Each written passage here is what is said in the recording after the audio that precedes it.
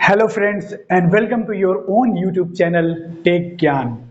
सबसे पहले मैं ये कहना चाहूँगा कि आप लोगों ने मुझे जो सपोर्ट किया है उसके लिए मेनी मेनी थैंक्स। आज का जो टॉपिक मैं शुरू करने वाला हूँ वो है आर्क। आर्क ARC, जिसका शॉर्ट कमांड है A। What is arc?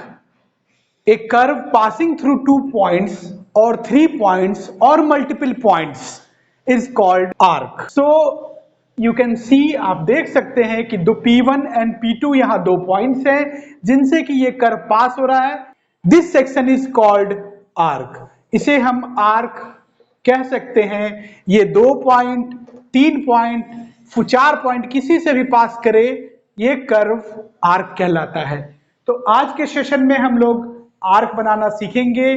और जो लोग मेरे चैनल पर नए हैं उनके लिए मैंने अपने पुराने वीडियोस के लिंक डिस्क्रिप्शन बॉक्स में डाल दिए हैं। आप उन्हें वहां जा करके पुराने वीडियोस को देख सकते हैं, तो आपको चीजें और क्लियर होंगी।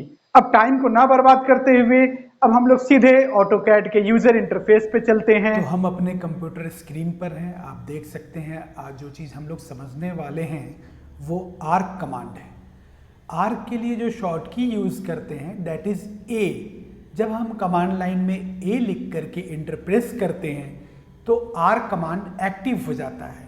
आप अगर ध्यान दें अपने ड्रॉ पैनल में तो आप देख सकते हैं ये जो पॉइंट दिख रहा है जिसको मैंने यहाँ बनाया है, इस तरह ये भी एक आर्क कमांड को ही दिखाता है। जिसके बगल में ये एरो बना हुआ है, इसको ड्रॉप डाउन बोलते हैं। ड्रॉप डाउन पे जैसे ही हम क्लिक करेंगे आप देख सकते हैं कि आपके सामने डिफरेंट मेथड्स खुल गए हैं। ये टोटल 11 मेथड्स हैं। हम ये कौन कौन से मेथड है आइए अब हम उसको देखते हैं। जो पहला मेथड है 3 पॉइंट्स मेथड, दूसरा है स्टार्ट सेंटर एंड, तीसरा है स्टार्ट सेंटर एंगल, चौथा है स्टार्ट सेंटर लेंथ, पांचवा है स्टार्ट एंड एंगल, छठा है start and direction, start and radius, 8th है centre start and, centre start angle, centre start length and continue. तो हम देख सकते हैं कि 11 मेथड्स हमारे सामने हैं आर्क बनाने के लिए।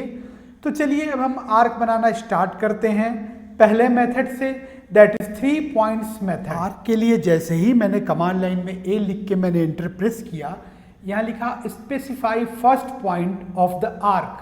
मैंने फर्स्ट पॉइंट के लिए कहीं भी बोर्ड पे कहीं भी क्लिक किया, इसने सेकंड पॉइंट मांगा, सेकंड पॉइंट पे भी कहीं भी मैंने आर्बिट्री क्लिक कर दिया, फिर इसने थर्ड मांगा, मैंने थर्ड में कहीं क्लिक कर दिया और ये देखिए आपके सामने एक आर्क बनके रेडी है। अब हम इसको देख सकते हैं। अगर मान लीजिए कि आपके पास 3 पॉइंट्स हैं P1, P2, P3 और मैं ए लिख के इंटर प्रेस करता हूँ तो ये देखिए फर्स्ट पॉइंट पर मैंने क्लिक किया, ये मैंने सेकेंड पॉइंट पे क्लिक किया और ये मैंने थर्ड पॉइंट पे क्लिक किया। तो आपके सामने ये आर्क बन के रेडी है। जब आपके पास तीनों पॉइंट्स आपको पता हो तो आप आर्क बना सकते हैं। एक एग्जाम्पल आप और देख लीजिए।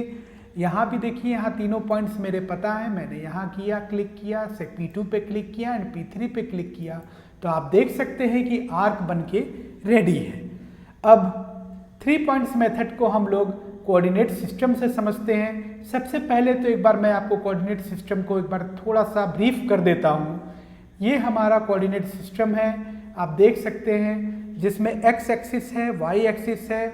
आप अच्छी तरह जानते हैं कि फर्स्ट कोऑर्डिनेट में दोनों पॉजिटिव होते हैं, सेकंड कोऑर्डिनेट में -x and y, third coordinate में दोनों निगेटिव होते हैं एंड फोर्थ कोऑर्डिनेट में x पॉजिटिव होता है एंड y निगेटिव होता है। तो इस एक्सिस को समझते हुए हम लोग अब फिर से 3 पॉइंट्स मेथड को यूज़ करेंगे। और हाँ, एक चीज़ मैं आपको और बताना चाहता हूँ।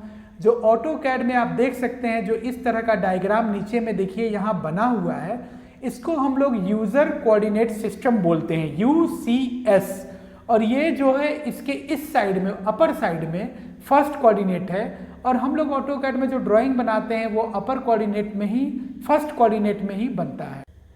ऑटोकैड में हम 2 तरह के कोऑर्डिनेट सिस्टम को यूज़ कर सकते हैं। जो पहला कोऑर्डिनेट सिस्टम है that is absolute coordinate system.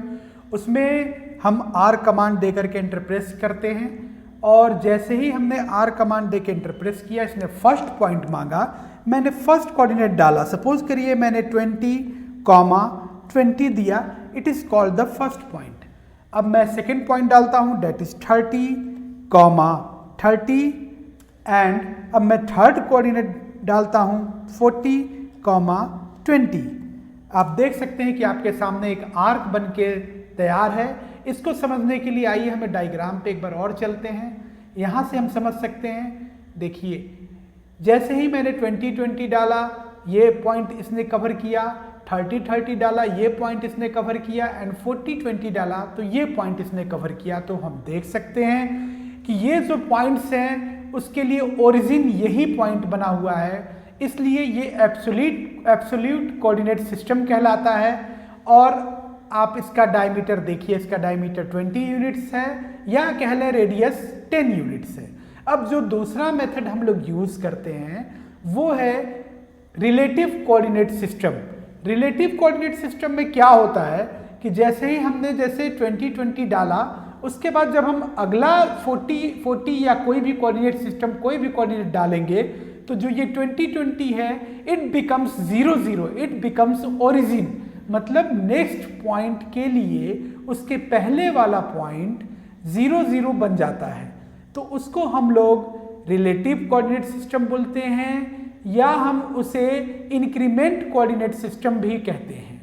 आइए पहले हम इसको समझते हैं, फिर हम लोग इसको यूज करते हैं। हाँ, यहां पर एक कमांड मैं आपको और बताना चाहता हूं, that is dynamic input command. Dynamic input command के बारे में मैं बाद में आपको डिस्क्राइब करूंगा। आप F12 बटन प्रेस करेंगे कीबोर्ड पे तो डायनामिक इनपुट एक्टिव हो जाएगा और जब भी आप कोई कमांड देंगे तो आपके इस कर्सर के बगल में ही टाइप होगा। चलिए अब हम लोग पहले इसको एक बार यूज कर लेते हैं, उसके बाद हम लोग इसको समझने की कोशिश करते हैं। रिलेटिव कोऑर्डिनेट सिस्टम को समझने के लिए मैं ए लिख करके आर्क को एक्टिव करता हूं।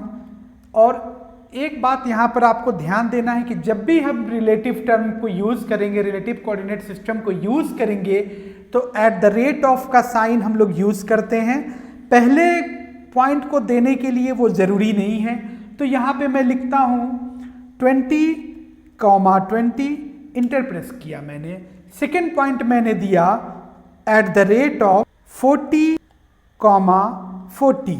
जैसे ही @ का साइन मैंने यूज किया, अब जो है ये 40, ये जो मैंने 20 पॉइंट दिया था इसके रिस्पेक्ट में ही खींचेगा।